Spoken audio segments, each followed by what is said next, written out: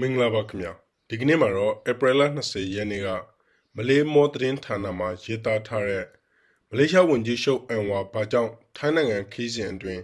မြန်မာနိုင်ငံကိုအဓိကထားဆွေးနွေးခဲ့လဲဆိုတဲ့ဆောင်းပါးကိုဘာသာပြန်တင်ဆက်ပေးသွားမှာပဲဖြစ်ပါတယ်မလေးရှားဝန်ကြီးချုပ်ဟာထိုင်းနိုင်ငံကို2ရက်ကြာအလုပ်ခီးစဉ်အတွင်းမြန်မာနိုင်ငံအာဏာရစစ်အုပ်စုရောဖြုတ်ချခံရတဲ့အယက်သားအစိုးရနှစ်ဖက်စလုံးကခေါင်းဆောင်တွေနဲ့ဆွေးနွေးခဲ့ပါတယ်သုံးသပ်သူတွေကဒါဟာရှားပါတဲ့ရှင်ကမုံတစ်ခုလို့ဆိုပါတယ်။အဖွဲ့ဝင်စင်နိုင်ငံပါဝင်တဲ့အရှေ့တောင်အာရှနိုင်ငံများအသင်းအာဆီယံဟာ2021ခုနှစ်မှာရွေးကောက်ခံအယက်သားအစိုးရကိုဖြုတ်ချပြီးပြည်တွင်းစစ်ကိုစတင်ဖြစ်ပွားစေခဲ့တဲ့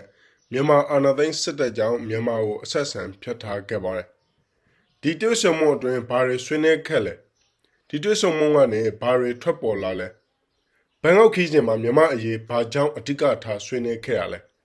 မြန်မာနိုင်ငံငင်းကျင်းရေးဟာမလေးရှားအတွက်ဘာကြောင့်အရေးပါလဲဒါဟာမလေးရှားဝန်ကြီးချုပ်အန်ဝါအစိုးရအတွက်အောင်မြင်မှုတစ်ခုလားမလေးရှားအစိုးရပူထရာဂျာယာကအာဆီယံငင်းကျင်းရေးအစီအစဉ်ကိုလီလီယိုရှုရလို့ဆွဆွဲခံရပြီးတဲ့နောက်စစ်ဗိုလ်ချုပ်တွေကိုအာဆီယံအစည်းအဝေးတက်ရောက်ခွင့်မပြုဖို့တောင်းဆိုမှုကိုထောက်ခံခဲ့ပါတယ်ဒါပေမဲ့မတ်လ28ရက်နေ့ကမြန်မာနိုင်ငံကိုလှုပ်ခတ်သွားတဲ့အင်အားပြင်းငလျင်ကြောင့်စစ်ကောင်ဆောင်မင်းအောင်လှိုင်အတွက်တန်တမာရေးဆိုင်ရာအခွင့်အလမ်းပေါ်ပေါက်ခဲ့ပြီ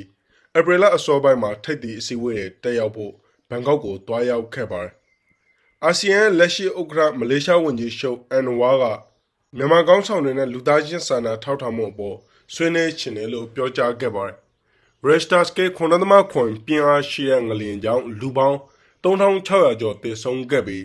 လူခွင့်ရေးအဖွဲ့ရဲ့ခံမှန်းချက်အရပြည်တွင်းစစ်ကြောင့်လူပေါင်း3တန်းကျော်နေရဆွန့်ခွာခဲ့ရတယ်လို့သိရပါတယ်။ဒီတွေ့ဆုံမှုကနေဘာတွေထွက်ပေါ်လာလဲ။အန်ဝါကတိုက်ခိုက်နေတဲ့အဖွဲ့အစည်းတွေဟာနှုတ်ဆော်မှုတွေကိုရှောင်ရှားဖို့သဘောတူခဲ့တာကြောင့်ဒီတွေ့ဆုံမှုအောင်မြင်တယ်လို့ဘန်ကောက်သတင်းဌာနတွေကိုဖြေကြားခဲ့ပါတယ်။မြန်မာအာဏာသိမ်းစစ်အုပ်စုကငလျင်လှုပ်ပြီးတဲ့နောက်အတိုက်ခံအမျိုးသားညီညွတ်ရေးအစိုးရ NUG လို့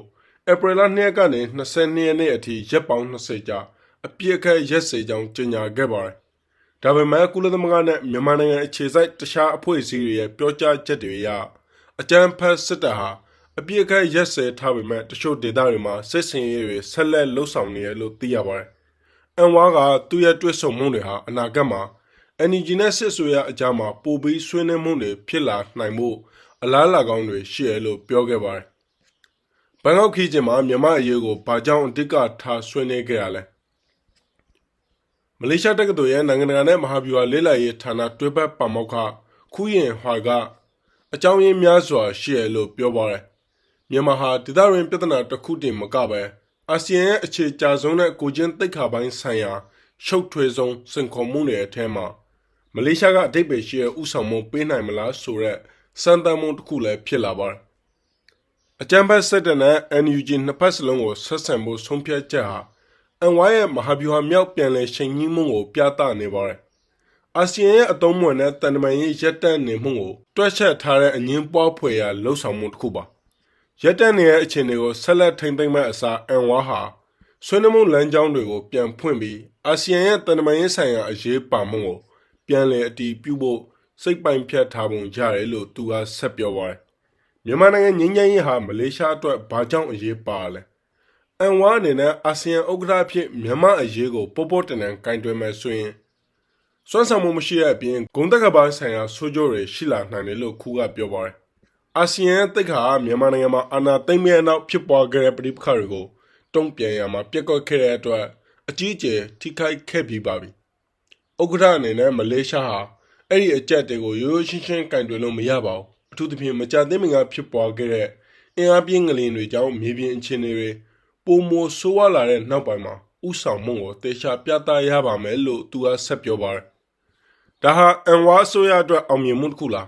။အန်ဝါရဲ့တန်တမာရေးလောင်းကျဲဟာဥတီယာနှစ်ခုထဲကတစ်ခုကိုရောက်သွားနိုင်ပါတယ်။အောင်မြင်ခဲ့မှဆိုရင်မလေးရှားဟာအာဆီယံခိုင်မာနေတဲ့စံနှုန်းတွေကိုပြောင်းလဲနိုင်တဲ့အဓိကဒေသတွင်ပါဝင်သူအဖြစ်သူရဲ့ရက်တည်မှုကိုပြန်လည်ရရှိနိုင်တယ်လို့ခူးကပြောပါတယ်။ဒါပေမဲ့ရှော်လဲခဲ့မယ်ဆိုရင်အန်ဝါဟာဆဲအုပ်ချုပ်မှုကိုတရားဝင်ဖြစ်အောင်ကူညီပေးခဲ့တဲ့ဆိုတဲ့ဆွဆွေချက်တွေကိုရင်ဆိုင်ရနိုင်ပြီးမလေးရှားရဲ့ဂုဏ်သိက္ခာနဲ့အာဆီယံအားနည်းနေပြီးသားတရားဝင်မှုကိုထိခိုက်စေနိုင်တယ်လို့သူကထပ်ပြောပါတယ် နောက်ဆုံးမှာကြဆုံးခဲ့မယ်ဆိုရင်တော့အဖွဲ့ဝင်နိုင်ငံတွေကိုတာဝန်ခံစေဖို့အာဆီယံအဖွဲ့မှာစွမ်းဆောင်ရည်မရှိဘူးဆိုတဲ့အမြင်ကိုပုံမခိုင်မာစေပါလိမ့်မယ်လို့ဆိုထားပါတယ်ကျွန်တော်တင်ပြနေတဲ့နိုင်ငံတကာသတင်းမီဒီယာထဲကမြန်မာဆိုတဲ့အစီအစဉ်ဟာနိုင်ငံတကာမှာကျွမ်းကျင်သူတွေကသုံးသပ်တင်ပြထားတဲ့အကြောင်းအရာတွေပဲဖြစ်ပါတယ်ကျေးဇူးတင်ပါတယ်ခင်ဗျာ